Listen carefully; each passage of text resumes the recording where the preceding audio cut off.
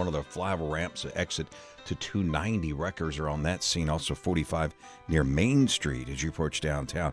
Reports of another one. Support for Houston Public Media comes from Hildebrand MBA at UT Austin's McComb School of Business, offering the Weekend MBA at Houston. Campus visit January 17th. Details at TexasMBAEvents.com. Make it here. Warm today, low 70s for the high. Tonight's low in the upper 40s. We're going to drop almost 20 degrees for the weekend. Highs in the mid 50s.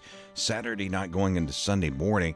Going to be some freezing temperatures in our region. You may be just over freezing 2 or 3 degrees depending on where you are. So just keep that in mind. 50 degrees right now. KUHF Houston News 88.7. A service of the University of Houston. Stick around. Houston Matters starts right now, 9 o'clock.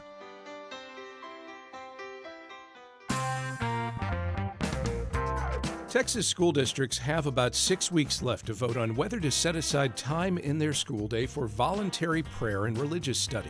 And they're getting guidance from some faith leaders who want them to vote no. I'm Craig Cohen. Today on Houston Matters, one of those faith leaders, area Rabbi Joshua Fixler, explains why. Houston Matters with Craig Cohen is a production of Houston Public Media with support from Baylor College of Medicine. Also this hour, we wrap up our week-long Houston 2026 series with a look at the year ahead in Greater Houston in transportation. Then, from a unified Martin Luther King Day parade to actor Matthew McConaughey protecting his voice, face, and catchphrases from future AI use, we contemplate intrigues in the news on this week's The Good, the Bad, and the Ugly. Plus, we remember Beaumont's Melody Maids. We'll start with a news update from NPR and News 88.7. Stay with us. Live from NPR News in Washington, I'm Corva Coleman. President Trump has threatened to invoke the Insurrection Act in Minnesota. He wants protesters off the street. The demonstrators are out protesting federal immigration agents whose tactics have become increasingly violent. Liza Goitein is with the Brennan Center for Justice. She says if the president invokes the Insurrection Act, he could either call out the U.S. military or take control of National Guard troops away from the governor. He would issue a proclamation, and the proclamation should order people to disperse. He can deploy active duty armed forces, or he can federalize National Guard forces. So in Minnesota, he could remove the National Guard from the command and control of the governor, put the National Guard under federal command. And he can deploy the troops into Minnesota, into Minneapolis. She spoke to NPR's Morning Edition. The Federal Emergency Management Agency is eliminating thousands of jobs. NPR's Rebecca Hersher reports that's according to multiple people who attended personnel meetings held by FEMA supervisors in recent days. About 40% of FEMA's workforce is on 2 to 4 year contracts. This week, supervisors at the agency told their employees that expiring contracts will not be renewed, even for people who are actively working on rebuilding projects in places that were hit by hurricanes and wildfires in recent years. That's according to several people who attended personnel meetings and who've requested that NPR not use their names because they were told they would be fired for speaking to the press. FEMA and the White House did not respond to questions about why the cuts are taking place or how they will affect FEMA's ability to respond to disasters this year. Rebecca Hersher, NPR News. A bipartisan group of lawmakers is in Denmark meeting with Danish and Greenlandic leaders. They're talking about Greenland and President Trump's demand that the U.S. take over the world's biggest island. It is controlled by Denmark. Polls show that by an overwhelming margin, neither Greenlanders nor Danes want the U.S. to do that. Stocks open mixed this morning as Canada strikes a trade deal with China. NPR's Scott Horsley reports the Dow Jones Industrial Average slipped 120 points in early trading. Amid tensions with its biggest trading partner, the United States, Canada is looking for other places to do business. Canada has agreed to lower tariffs on electric vehicles from China. In exchange, China will lower some of its trade barriers on Canadian agricultural products. The U.S., meanwhile, has struck a deal with Taiwan that will cut tariffs on that country's products to 15% in exchange for Taiwan's investment in the U.S. technology sector. China is set to report on its economic growth on Monday. Forecasters think the world's second largest economy grew by about 4.5% last year. Asian stocks were mixed overnight. Shares fell in Shanghai, Hong Kong, and Tokyo, but rose in Seoul. NPR's Scott Horsley. It's NPR. Support for NPR comes from NPR stations. Other contributors include Sony Pictures Classics, presenting The Choral, a film starring Ralph Fiennes as a choir master in 1916 England, determined to lead a local choral society as war rages, now playing in theaters. Live from News 88.7 in Houston, I'm Matt Harab. Houston ISD voted unanimously to officially sunset several magnet programs for 4 different high schools at its board meeting last night: Kashmir, Waltrip, Northside, and Heights High. The closure will affect graphic design programs at Kashmir, Northside, and Heights High, as well as the digital communication courses at Waltrip. Despite 5 nights of community information sessions, some residents said they felt unheard. Here's Tracy Lyswisky speaking to the board. Engagement is more than a tick-the-box exercise. It should be meaningful, thoughtful, and most importantly, two-way. The closures will not affect any current students and are set to happen slowly over the course of 3 years. Houston ISD has undergone some major changes since the state took it over in 2023. It's been a week since Harris County leaders said reviving the Astrodome would require significant private investment. The nonprofit Astrodome Conservancy says it's already received inquiries from several private developers who are interested in bringing the historic building back. Beth Wiedauer Jackson is the president of the Astrodome Conservancy and spoke to Hello Houston. The investors that we're talking to are for-profit, capitalism at its best, and they are looking at the complete economic package here and how they can be a contributor and benefit from this investment. A recent architectural analysis found that renovating the Astrodome would come at a cost of about $750 million. Another option to demolish the structure is estimated to cost around $54 million. The Houston Texans are gearing up for their second-round playoff matchup against the New England Patriots this weekend. The Texans have exceeded expectations this year after starting the year with 3 losses, but they're currently on a 10-game winning streak, including their last playoff win against the Pittsburgh Steelers. The game this weekend will be on Sunday at 2 o'clock. There is a chance that the Texans will host the AFC Championship game if they win, because they're a higher seed than the Buffalo Bills, who take on Denver. So if both Buffalo and Houston win this weekend, the matchup between those two teams will take place at NRG Stadium next weekend. I'm Matt Harab, News 88.7.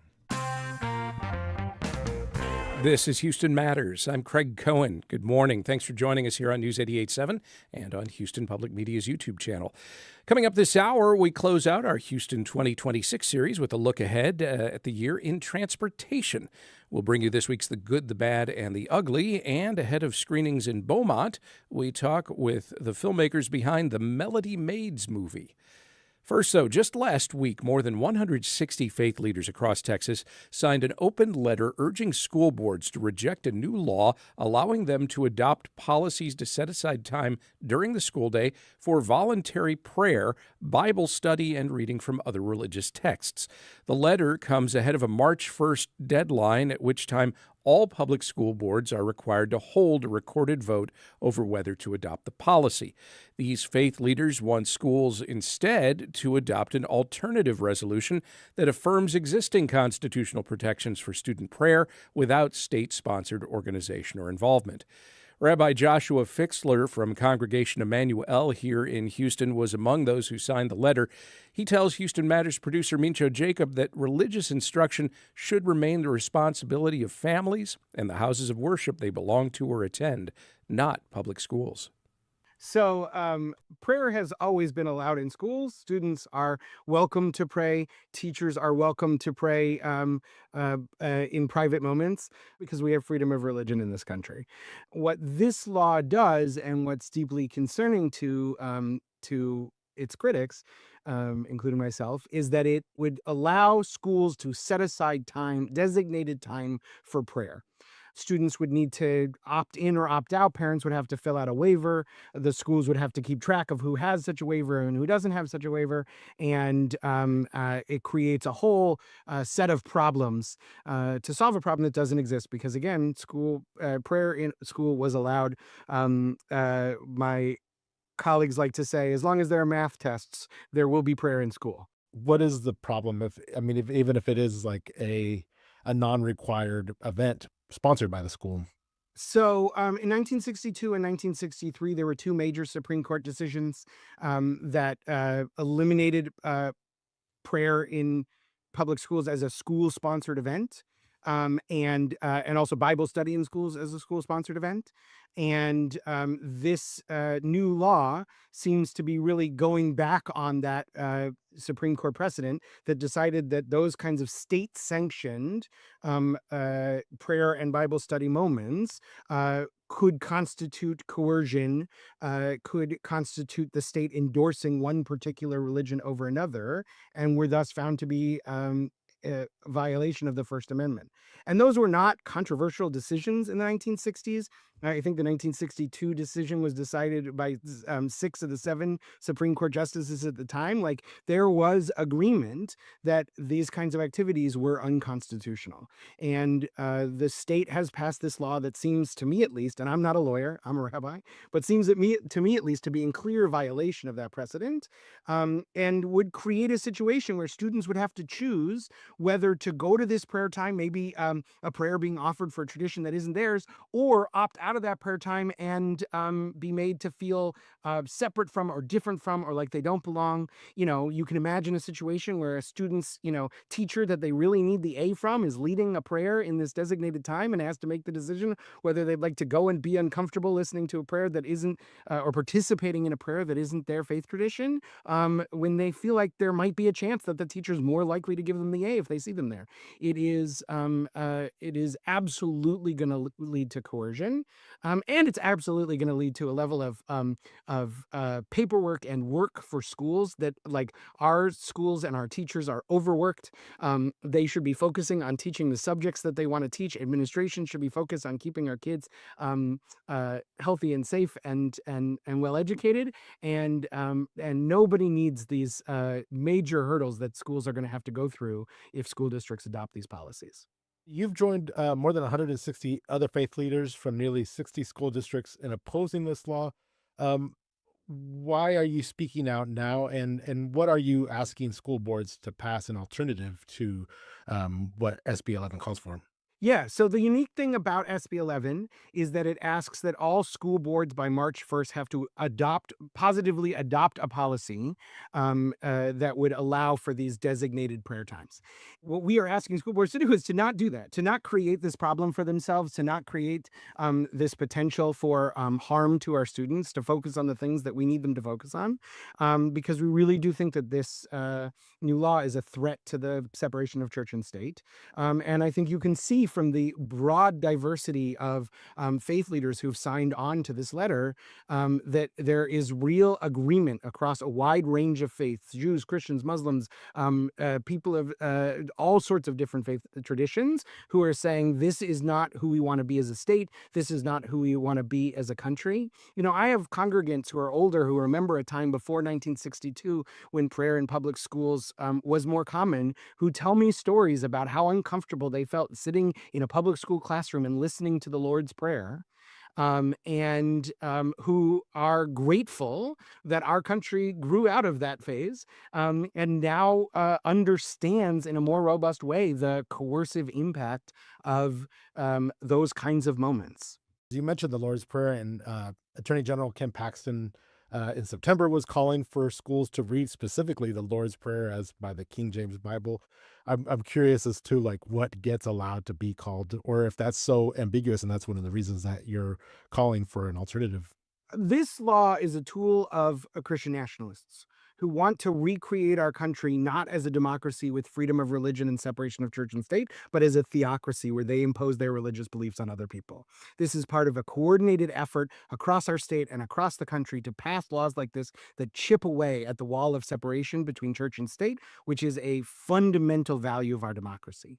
And, our Attorney General said the quiet part out loud when he said, if people don't know what they should use this prayer time for, he as a state official would recommend the Lord's Prayer as given by Jesus Christ. That was his language. The Lord's Prayer is certainly not something that's a part of my tradition as a Jew. It's not a part of lots of people's tradition. And that is the government putting its thumb on the scale and saying this is a faith tradition that we think is more important or more authentic or more American, whatever that message is that they're trying to send. And students are going to receive that message. Students are going to hear that loud and clear. And that's not who we are. That's not what we stand for as a country. I am a rabbi and I'm a public school parent.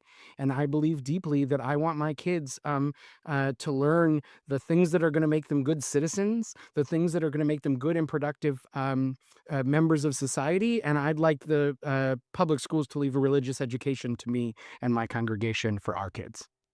Do you feel that schools should be completely secularized? Should there be any mention of religion or time given to that at all? So, so religion is an important part of our society, and we have a diverse society with people of lots of different faiths. And so there is absolutely a place for the teaching about religion in public schools because that is a part of our society. But there is a big difference between teaching about religion and teaching religion. There's a big difference between sharing about the diversity of our country and all the different faiths that people practice so that people can understand and be better neighbors and better members of a civic community.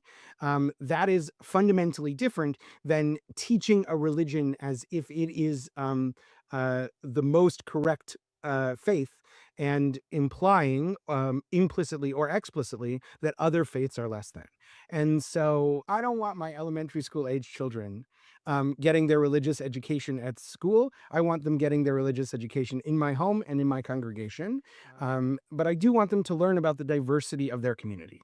And if a student is in a school district that does pass a policy that allows for a very specific reading of these texts and a certain type of prayer, what recommendations do you have for families and for students in navigating that, especially as they may feel themselves ostracized? Well, I think right now we're really focused on making sure that school boards know that Texans don't want this, Texans of faith don't want this, that they don't need this. There's a great Yiddish word, surus, which means, pain and difficulty. They don't need this surus in their districts.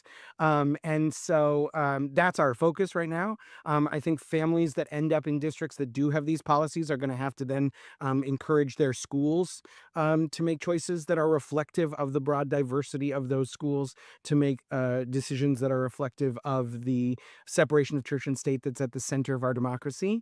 But for right now, we're focused on preventing harm by helping school boards avoid passing these policies. How would you like to see the discourse change or be added to? We have seen an incredible rise in Christian nationalism and people who are now unafraid to say some things that maybe they were thinking in their heads a decade ago, but now they get to say proudly, like the lieutenant governor saying that people should be offering the Lord's Prayer as given by Jesus Christ in schools. That is just so clearly a violation of the intention of the First Amendment and the freedom of religion that we have in our country. And so I think people need to learn more about what Christian nationalism is and how it operates and take it seriously. It's something I've been encouraging in my congregation. We've done some study of some books about Christian nationalism. We need to understand how it works, understand how all these things that feel maybe separate are actually connected. And all these different bills that are working their way through the Texas legislature are really part of a coordinated effort to undermine the separation of church and state. And I think we need to call it out. We need to call it what it is, which isn't just a random law about prayer in schools. It's a law about undermining the wall of separation between church and state, and in an effort to fundamentally change America's freedom of religion and, by extension, its democracy. That's Rabbi Joshua Fixler from Congregation Emanu. He spoke with Houston Matters producer Mincho Jacob. Up next, we wrap up our week-long Houston 2026 series with a look at the year ahead in transportation here in Greater Houston. Stick around as Houston Matters continues on News 88.7 and YouTube. Hi, I'm Lenny Ambrose from St. Arnold Brewing Company, proud supporters of Houston Public Media. Right now, with your $60 donation, you can choose tickets to News and Brews. This member-exclusive event takes place February 17th. Enjoy a pint, connect with fellow NPR fans, and meet the Houston Public Media Newsroom in person. Select News and Brews tickets when you donate at houstonpublicmedia.org houston.com/donate. Next time on Marketplace. It's tonight at 6:30. Support for Houston Public Media comes from Baylor College of Medicine. With 125 years of innovation behind it, Baylor has driven progress in health and medicine through research, education, and care that push the frontiers of modern science. Houston Matters with Craig Cohen is made possible in part by Ellen Benninghoven and Dr. Michael Schaefer with a gift from listeners like you. This is Houston Matters. I'm Craig Cohen. All this week, we've been looking ahead and talking through some of the major issues likely to impact Houstonians in 2026. We've talked about immigration, energy and the environment, education, healthcare, and today we discuss a perennial issue that is right at the heart of most Houstonians' day-to-day lives, transportation, how we get from point A to point B here in Greater Houston, often not as smoothly or safely or quickly as we'd like. Here to discuss some of the transportation developments likely to garner our attention this year are two guests. Peter Eccles is Policy Director for the Transportation Equity Advocacy Organization Link Houston, and Mustafa Tameez is a board member of the Transportation Advocacy Group. TAG Houston's made up of businesses, local governments, and community organizations that advocate for funding for public transportation infrastructure. Peter, Mustafa, good morning. Morning. Thanks, Craig. As we chat, we welcome you to our conversation as well at 713-440-8870 or talk at houstonmatters.org. Okay, what do you see as the most likely, most significant transportation-related debate, discussion we may see happen here in Houston this year, Mustafa? Well, we're inviting the world for the big FIFA games in June when the weather's kind of warm. Yeah. And I think Houston population will go up by almost 20%. 500,000 people will be coming into our town, flying in from everywhere. And we've got to move them around our city, not just getting them from the airport to the games, but this is a 3-week extravaganza, right? So this is not like the Super Bowl we've had. This is 5 times bigger. And that is going to test our infrastructure. It's going to test our patience. And as the temperature rises, it will test all of us. So the games are going to be hot, and we're going to have a lot of friends in town to enjoy it. So our planning of how we do that is critical right now. Peter, what steps have been taken on that front? I totally agree that the FIFA World Cup is not just a sports story. This is a transportation story for Houston. We're going to have truly enormous levels of crowds coming into central Houston, to downtown, to the stadiums, obviously, and then to the Fan Fest on the east side. And there just simply is not enough road space for all of those people to drive. There's not enough rental cars at the airport. And this is going to be a pretty international audience anyways. So this is going to be a lot of people who are going to need and expect to move around on public transportation safely. Fortunately, Metro is preparing for this task. They're planning to run significantly more service roughly for the month of June. We don't know exactly what that's going to look like, but that's a real opportunity for the city to rise to the challenge and be able to move people a lot more efficiently through this big event. All right, so that may be the focal point of much of at least the first half of 2026. But I'm also curious about the more long-term issues that continue to face Houstonians, or that Houstonians continue to face surrounding transportation. Among them, the last couple of years, there's been a lot of debate over whether to prioritize drivers or cyclists or pedestrians, particularly on city streets. We've seen some street redesign projects that were completed and then redone, some policy shifts from one administration to another, prioritizing drivers over cyclists and pedestrians.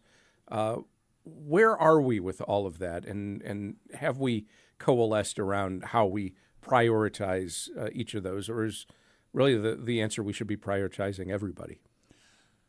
Politically correct answer, we should be prioritizing everybody, right? I mean, look, there's one thing that I'm not sure if people really understand. A quarter of Houston's population is inside the loop. 75% of it is outside the loop, and almost a third of it is outside the Beltway 8. So we're a big, sprawling city, and we have to accommodate each other because the different parts of the city look different. You can do biking in the urban core, and you could, transport. But I'm not sure how many people use those lanes at times. But to be a world-class city, we have to have them. So I think that's a debate. Mayor Whitmire's taken a very hard position on this. Some will criticize him for it. Others will say that he's heading in the right direction. And I think time will only tell. The thing that I look for is, as we're not going to have the subway system of New York, we're going to have to improve our bus system here, I think, over time. We're going to have to create these kind of corridors that we're doing like on Main Street that we'll talk about, right? The widening of it so there can be people walkways up and down downtown. I think we have to do the Houston solution, but it's going to look very different than it would on the East or the West Coast. Is that Houston solution, does it include things like expansion of light rail? Because that's something that comes up a lot. And the response always seems to be, well, we don't necessarily need a light rail line from, say, the airport to downtown so much as we just need better bus system from the airport to downtown. And the others would come back and say, no, we need light rail. Look, moving people in large groups, right, like in a bus or a train, has been how we've thought about transportation. I think in the world of autonomous driving that's coming up, roads can be used to move people in groups as well. So I think with the Downtown Connect that we're doing with Hectra, I think it's going to be a big deal, moving people from the airport. Harris County Toll Road Authority. Yeah, moving them into downtown. I think that's going to be a big, important project that's going to take place. And then across the board, if there's autonomous vehicles, there's parts of Houston, we're so sprawled out. We have buses that don't take that many people from the corner of our county to the other part of our county. And so, I can see in the future Metro and those type of organizations using autonomous vehicles that are smaller to transport people in smaller groups. Peter, what do you think about autonomous vehicles and whether or not we should be thinking about them in 2026 as a solution to some of these public transit questions? I think that autonomous vehicles have shown great promise, especially around issues of safety.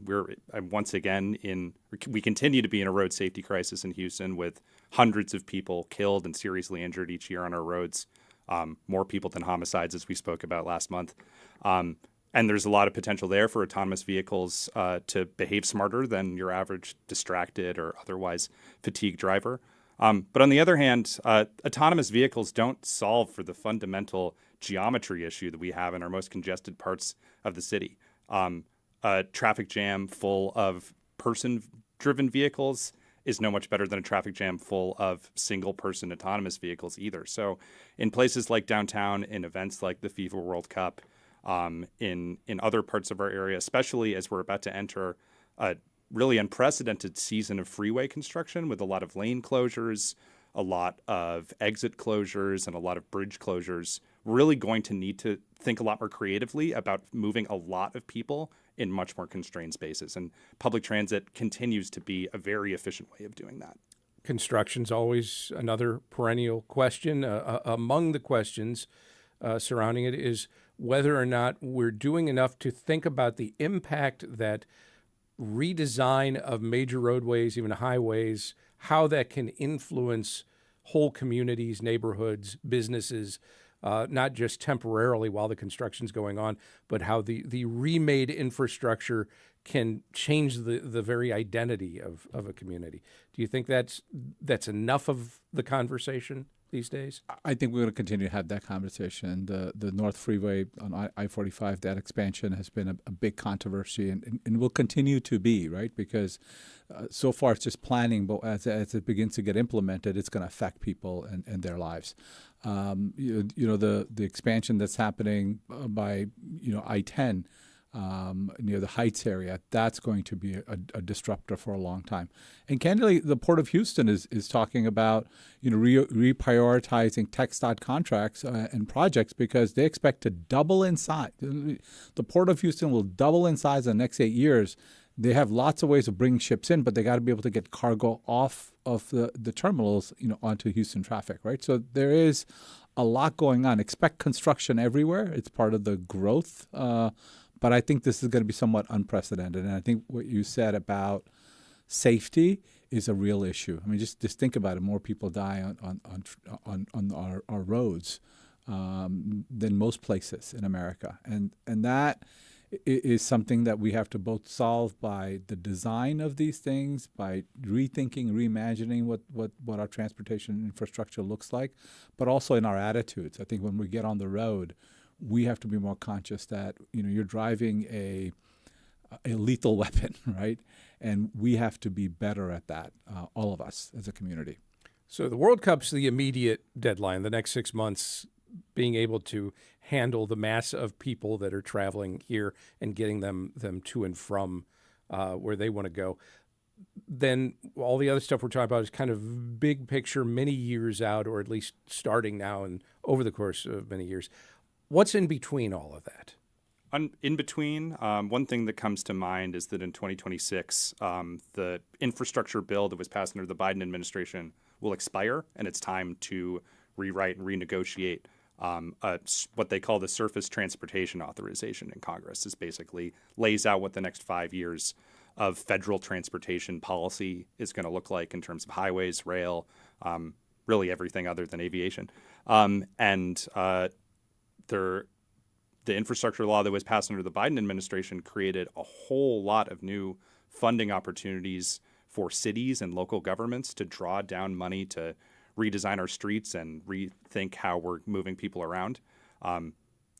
I expect that the Trump administration may have a different perspective on all of this, so that's definitely something that we're going to watch and want to make sure that those opportunities for local governments and cities to draw down money from the federal government persist. What happens if they don't? If they don't, well, there's lots of ways that this could go. They could choose to just sort of continue to extend the existing law. Like everything in Congress, there could be, some gridlock on this issue. But another course that is potentially likely here is the sort of business as usual approach, where most of the money flows directly to the state, and we're really at the mercy of the state of where our federal transportation dollars go. What, aside from the World Cup, is the Transportation Advocacy Group most focused on this year here in Houston when it comes to transportation? I think really increasing the funding to transportation, because as we said earlier, transportation affects really a quality of life for everybody, right? The more time you spend on the road, not with your family, is affecting your day-to-day life. And so for us, we are pushing the legislature to look at this next session as the transportation session. So in 2027, when the legislature meets, we want this to be a transportation session. We have to figure out how to get more funding, because what we're seeing happening, Congress, good luck. No, that can't happen. That's likely to happen, right? We've got to plan for it. We've got to look for local revenue, local bond money. We have to look for more state dollars into transportation in Houston especially, because when you look at our big state, the growth, a lot of it's happening here. We really need the dollars because what we do here affects the entire state. The Port of Houston drives the economy of this state. So our focus is, and has been and will continue to be, how do we put more dollars into transportation solutions, whether it's transit, whether it's roads, whether it's whatever, right? Because for us, we see this as if we want to improve people's lives on a consistent basis in this region, it's going to be how they commute to work and how they commute to all the things that they care about. Mustafa Tameez is a board member of TAG Houston. Peter Eccles is policy director for Link Houston. Thank you both very much. Thanks very much, Craig. And while we're wrapping up this discussion, Mustafa is staying right where he is to join us for this week's The Good, the Bad, and the Ugly. Topics include a unified Martin Luther King Day parade and Matthew McConaughey taking steps to protect himself from AI. Stay with us as Houston Matters continues. You count on Houston Public Media. That's why you're here right now. Take the next step and become a new member today. Every gift makes a difference. And with a gift of $5 a month or more, you'll receive PBS Passport, a member benefit that lets you stream more of the shows you love anytime. It only takes a minute to make a big difference. Join as a new member today at houstonpublicmedia.org/donate or call 800-364-8300. It's today at 3, followed by Marketplace at 6:30 on News 88.7. Support for Houston Public Media comes from Drexel University, whose model of experiential education allows students to choose their own path and explore the world, enabling them to discover their perfect career. More at drexel.edu. Tonight on Houston Public Media TV8, take a voyage through the history of funk music. From its early jazz roots to the explosion of 70s urban funk and beyond, Independent Lens presents We Want the Funk, tonight at 8 on TV8.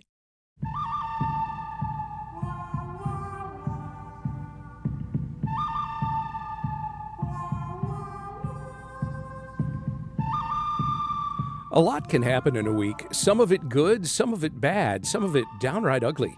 When faced with intriguing developments in the week's news, we turn to a rotating panel of non-experts to parse the good, the bad, and the ugly of it all.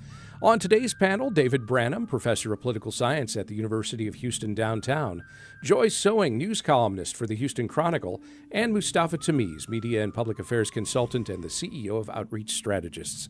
David, Joy, Mustafa, welcome. Hey, Craig. Thank you, Craig. Panel, since 1995, the city of Houston has featured 2 Martin Luther King Day parades. This Monday, the Black Heritage Society and MLK Grand Parade will join forces to present a unified parade. As Houston Public Media's Kyle McClenigan reported Thursday, the city's first MLK Unity Parade has been planned in collaboration with the city. Mayor John Whitmire Wednesday said the unified effort's a goal he set when he got elected, especially in light of learning that San Antonio had a larger parade than Houston. Besides, Whitmire explained the dual parades were stretching resources. This year's parade will start at 10 a.m. Monday at the corner of Smith and Lamar Streets downtown. Houston has one unified Martin Luther King Day parade for the first time in more than 30 years. Is this good, bad, or ugly? David Branham, start us off. I think it's really good. I think that when you have a parade, in almost every case, the bigger the parade, the better the parade. And so I think this is a really good effort to come together and have the parade like it is. I think Mayor Whitmire did the right thing by doing what he could to get these two groups together. But I really have admiration for the leaders of the groups who did this, because when you do this, you're giving up some personal power in the process of making things better for everybody in the community.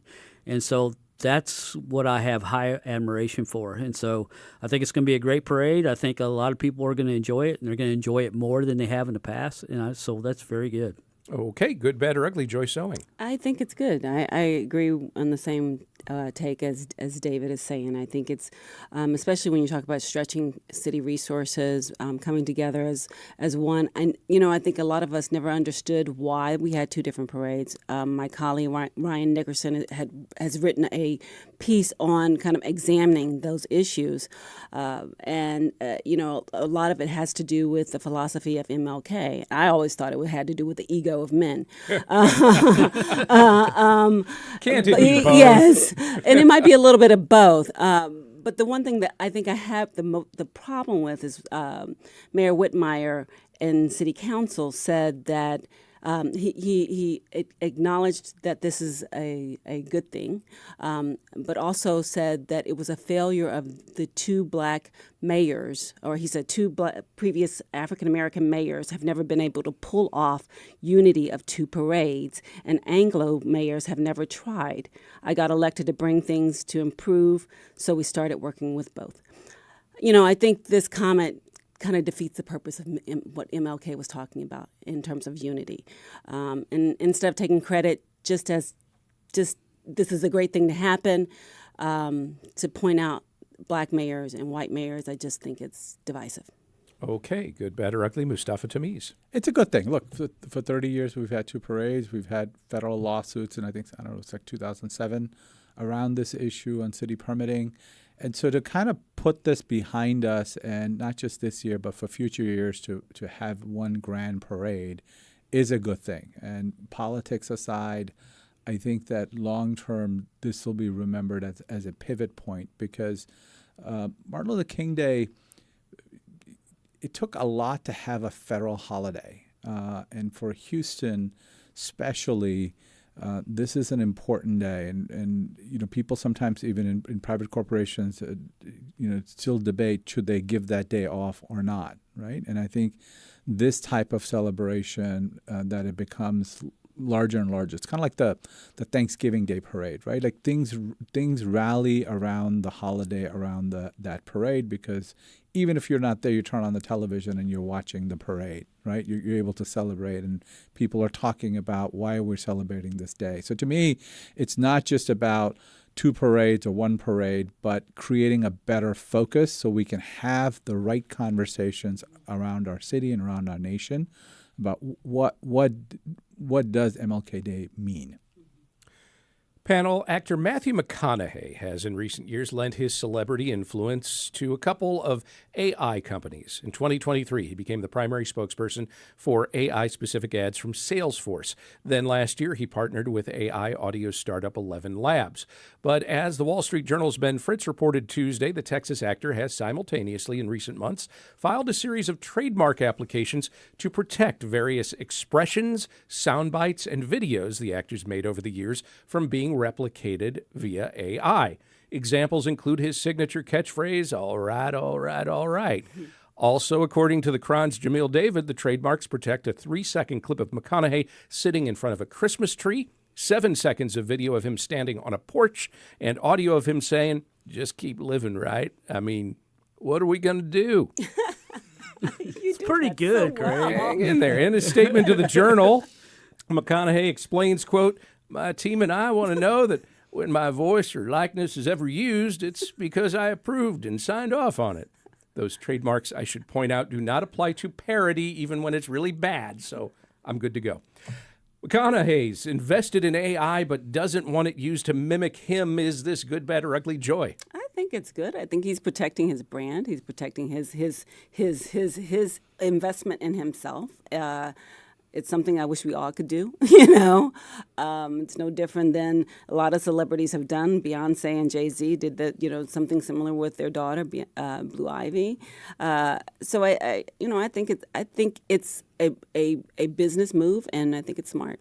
All right, good, bad, or ugly, Mustafa? It's not good, it's not bad, it's not ugly. It's just all right.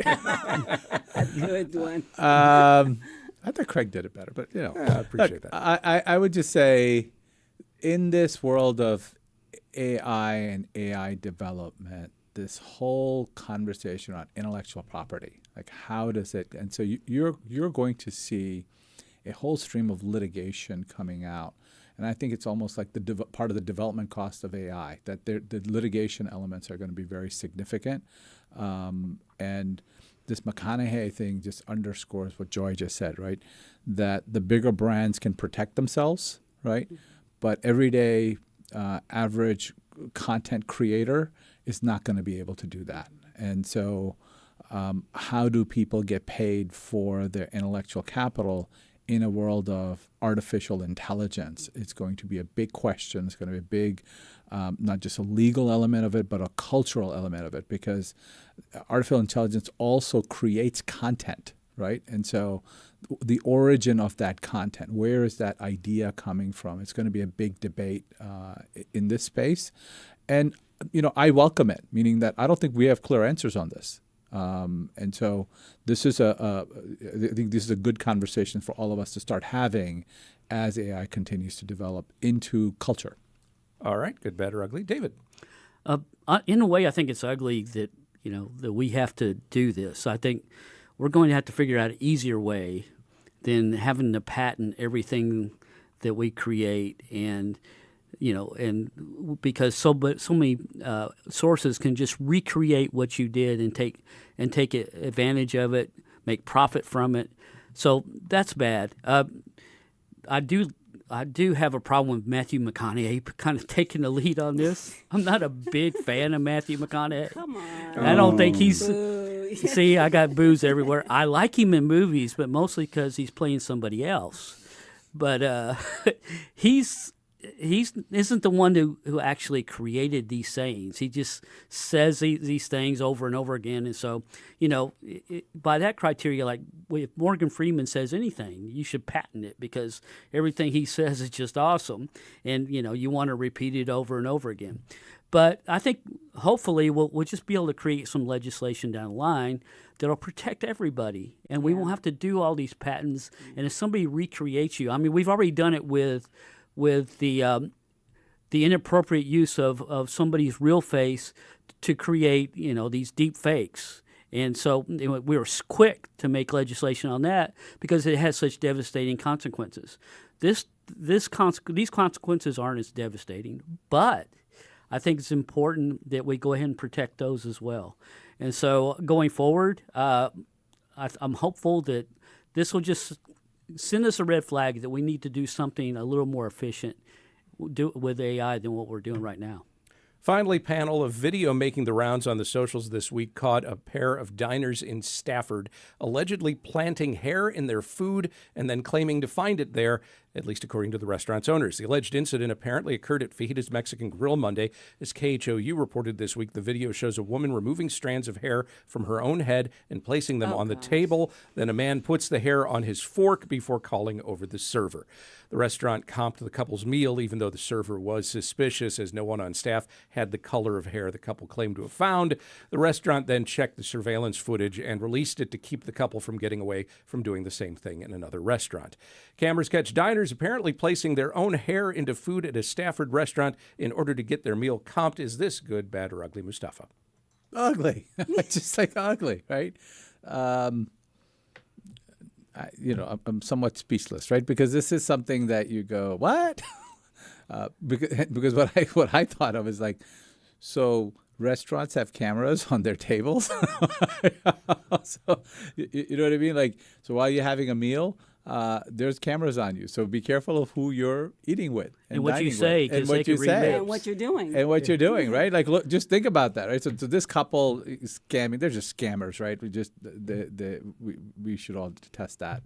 But the fact that inside a restaurant when you're having a meal, there are cameras and they're enough to be able to pick up a conversation, enough to be able to do the hair. I don't know if this was the scam or not. We have less than a minute to go. I want to hear from both of you. David? Oh, this is ugly. We spend so much money in this country on dishonesty.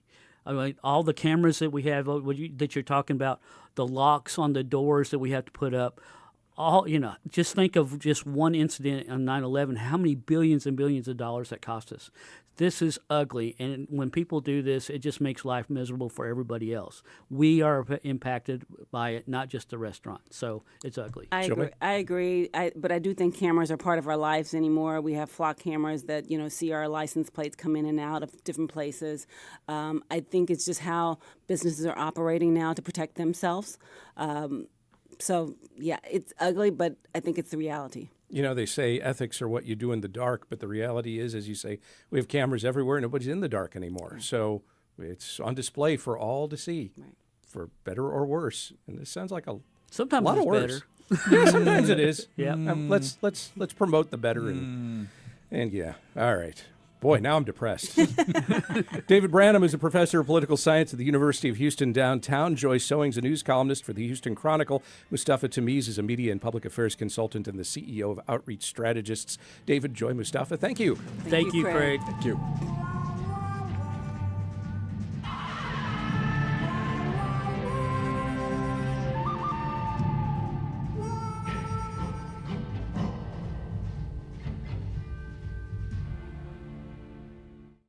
It's not just your car.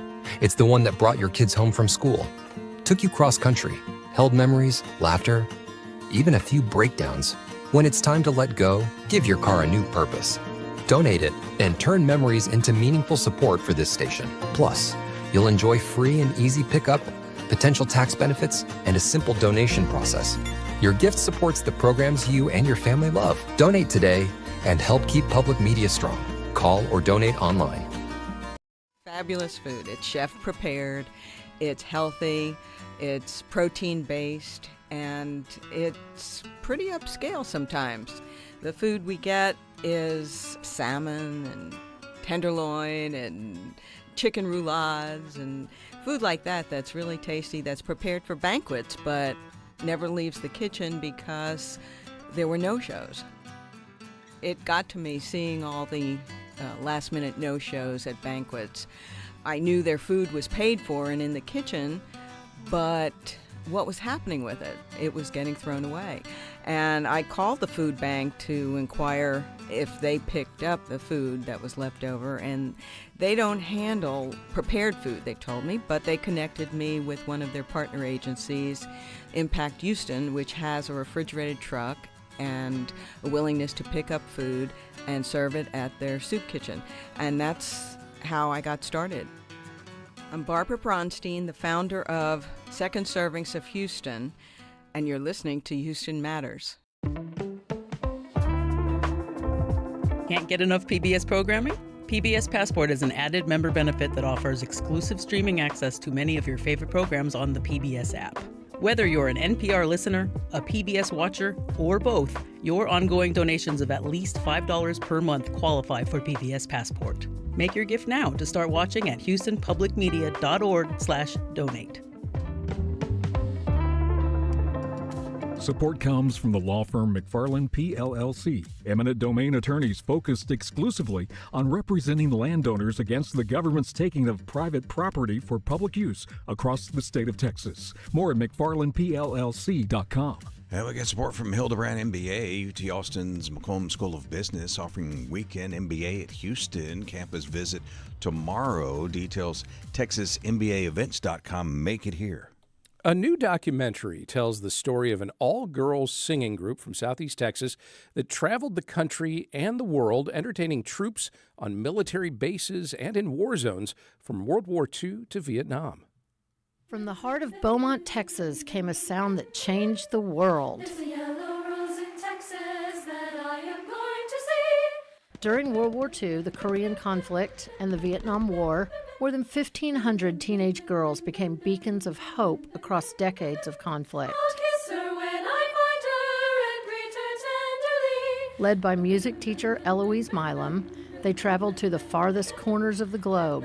They journeyed to military bases, hospitals, and war zones, armed only with their music and their courage.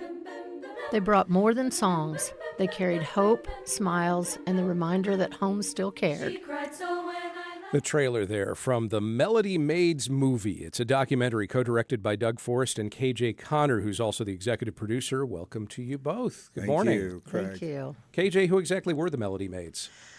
They were young girls, teenage girls. Eloise Milam was a music teacher at a junior high, and so she recruited girls, and in 1942 they were invited to do a bond rally at the Jefferson Theater, and they raised $300,000, which is a fortune for 1942. Yeah. So Eloise, her husband was retired military, and so she started getting requests from the Department of Defense to travel, to other places, mostly Army bases in Texas, in Louisiana. And then from there, it just, she got invitations, and she was the kind of person that said, yes, I'd love to do that. Doug, it's a big step, a big leap from, well, we're going to do some shows in and around the area, to, well, we're going to tour around the state of Texas and into Louisiana, to, we're headed to some military bases. We may be going overseas. Oh, we're headed to a war zone. It is. Those are, it's huge. That's a huge leap. That's why the story is so incredible. So they started out, again, in 42. And in the early years, they funded these trips through fashion shows, bake sales, that sort of thing. And then shortly into it, the Department of Defense, which KJ mentioned, actually sponsored the Melody Maids. So they became an official act, a touring act, in the same way that, say, Bob Hope's USO tour, on that level. In fact, they became the most requested military act, surpassing Hope and his U.S. tour, which, of course, we all know about. And interestingly enough, in our research, we found that Bob Hope oftentimes would spot the key Melody Maids that were sort of standing out as shining stars, and then would pick them up and take them on his tour. Why do you think, KJ, that they were so popular? Because they were just teenage girls. They were your cousin, your sister. They were just normal girls. They were not Hollywood stars or anything like that. So when they got to Vietnam or Korea or places abroad, the men were so happy to see them. And they would just say, where are you from? and they never said, "How are you?" because they were in military hospitals. And so they would just visit with them and just be the girl next door. And I think it's important here to say that a part of that was Eloise Milam, their fearless leader and choral director. It was her training and her grooming of the girls, social grooming, through what she called her Bible. And she also insisted that that is small b. And what the Bible was, Eloise's Bible, was etiquette. It was how to handle yourself from soup spoons to parachute deployment. I would think that, it would be pretty important that, one misstep could be very, very bad in the context of wartime. Definitely. These girls knew how to handle themselves around big groups of people, and mostly men, but traveling the world. And they knew that if they stepped out of line, they would be replaced. As far as I know, and we have we have not dug, but we have dug into it. Yeah. It was a different time. What were some of the places that they visited and performed that really surprised you? Surprised me. Well, they went to the Far East in the late 60s, and that was in response to the Vietnam War. My mom went to Europe. She was a month in Germany, a month in England, and a month in France in 1956. And, they went to Cuba. They were in Cuba. Right. Pre-Castro Cuba. Right. When Batista was... And my mother always told me stories about how Cuba was like Las Vegas. Beautiful, lots of money, the casinos, all that stuff. So they really got to see the world. So your mother was a Melody Maid. Doug, anybody in your family connection that you're aware of? KJ brought the story to me as it was her mother's story, and I joined on the project, just being fascinated with what they accomplished, these Texas teen heroes, literally. You're doing some screenings in Beaumont. You were telling me off air that you've got folks, as you put it, coming out of the woodwork telling you about relatives who were in There this. are 2 screenings in Beaumont tomorrow, the 17th, Saturday the 17th, at the historic Jefferson Theater, which is where the Melody Maids first performed in 1942 for the Bond Rally. Thus far, there's a 2 o'clock matinee and a 7 p.m. show. I know there's approaching 500 for the matinee and more for the evening show. And so what we found in being in Beaumont is the number of people that have come out and said, my mother was a Melody Maid, my grandmother, my aunt, whoever it might be. It's such a social network of people there. So it's exciting to bring the story. And especially, I just want to mention the living Melody Maids that were a big part of this documentary. So these women are in their 80s, some of them approaching 90. They've been so informative. And again, such patriots, such heroes. They really don't, even at this age, they don't understand the kind of sacrifice that they made as teens. It was just a different time.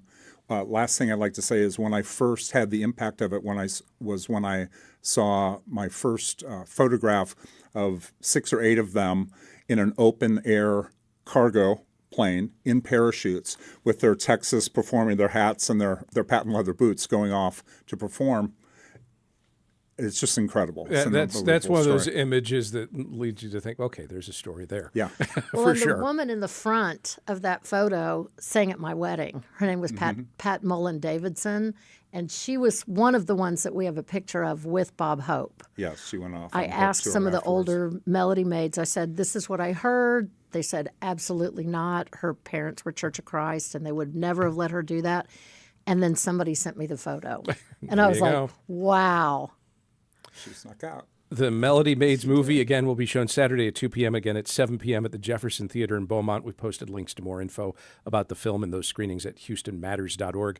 KJ Connor is executive producer and co-director with Doug Forrest of the Melody Maids movie. KJ, Doug, thank you both very much. Thank you, Craig. Thank you, Craig. And that will do it for today's show. The Houston Matters team includes Michael Haggerty, Joshua Zinn, Brenda Valdivia, Mincho Jacob, and Laura Walker. Jared Carroll's our technical director. Remember, you can check out Houston Matters anytime. Subscribe to our podcast for the audio. Visit Houston Public Media's YouTube channel for the video. You can comment, like, subscribe when you get there, or reach out to us anytime at talk@houstonmatters.org with suggestions, questions, comments, and so forth. On Monday's show, we will mark Martin Luther King Day with a conversation about the state of civil rights here in Houston and across the country. It will also be the third Monday of the month. That's when we welcome your dog and cat care questions for veterinarian Dr. Lori Teller. And, of course, whatever happens Sunday in Foxborough, we will recap the Texans-Patriots divisional playoff and check in with Houston Press writer Jeff Balke. I'm Craig Cohen. Have a great weekend, then join us Monday for those and other Houston Matters.